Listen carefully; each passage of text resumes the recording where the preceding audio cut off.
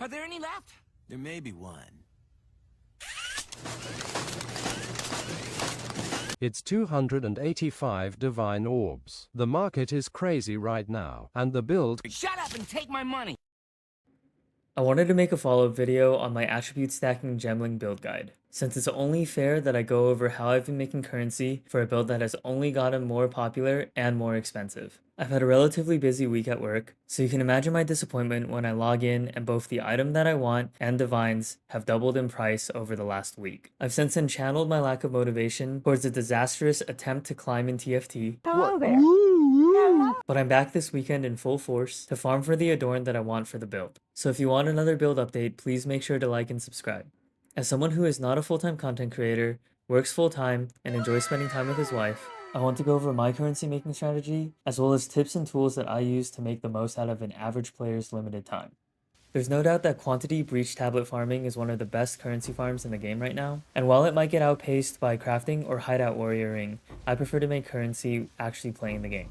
The base of the farm is to utilize multiple breach precursor tablets rolled with quantity in overlapping lost towers to buff all waystones in a specific area. Pairing this with the rarity that you can roll on waystones significantly increases your drops while mapping. These drop modifiers interact multiplicatively with rare monster item quantity and rarity, so we're maximizing the number of rare monsters in our maps with breach and distilled paranoias if your build can handle it. This is my baseline atlas, my breach atlas, and my delirium atlas, as well as ritual for lottery items and expedition for nothing at all. I don't like expedition. I want to demonstrate how I set up my atlas. In general, I'm pathing towards lost towers to slot in breach precursor tablets to make sure that an entire area contains breach. I don't care as much about good or bad layouts, since my build has enough clear to make the most out of even the worst layouts. But I do prioritize running worse layouts while pathing towards unfinished towers, in order to allow areas with good layouts to receive the maximum amount of bonuses they can from tablets. Unless I need to, I try to run each map with a maximum number of overlaps. For example, I know that this backwash map has the most juice it can since no other towers can affect it, while this decay map actually has one more tower in range. As for rolling your waystones and tablets, I cannot stress how important it is to be picky. You get substantially higher loot from rolling your waystones than from Alch and Go. This is because nodes like Unstable Energy and Remnants of Power give considerable multipliers to the effect of both waystone and precursor tablet modifiers, and you should sustain easily with how much loot there is. I highly recommend taking 20 minutes every week to sort your waystones and tablets, especially since we have no update on when we're receiving our map tab. This will streamline your farm and remove boring overhead in between blasting maps.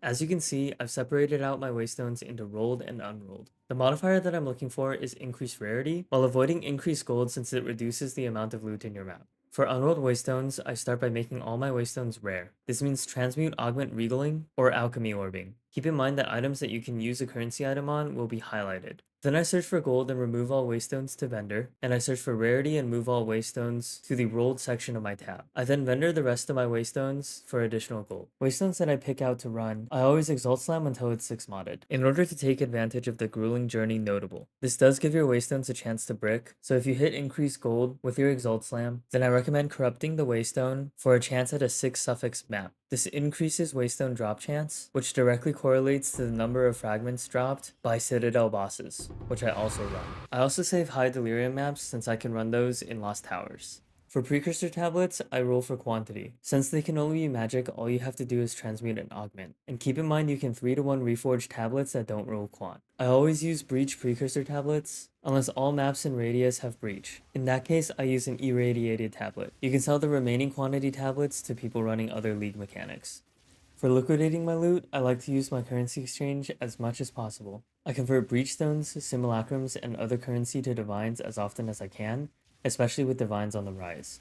For other loot, I have a few dump tabs set up, with the lowest dump tab matching the lowest trade that I would leave a map for. You can set this up by right-clicking a tab and setting it public, and selecting the set exact price on all items option. I dump any rings, amulets, belts, or jewels that I pick up while mapping or alpha gambling, and provide me with some passive income on loot that I don't check. If I do get multiple whispers, that generally means it's an item worth price checking, and a good rule of thumb for any item that you identify is if you think it's good, other people will probably also think it's good. I also recommend downloading Exiled Exchange 2, which for any POE1 players is just Awakened POE trade, in order to price check items quickly.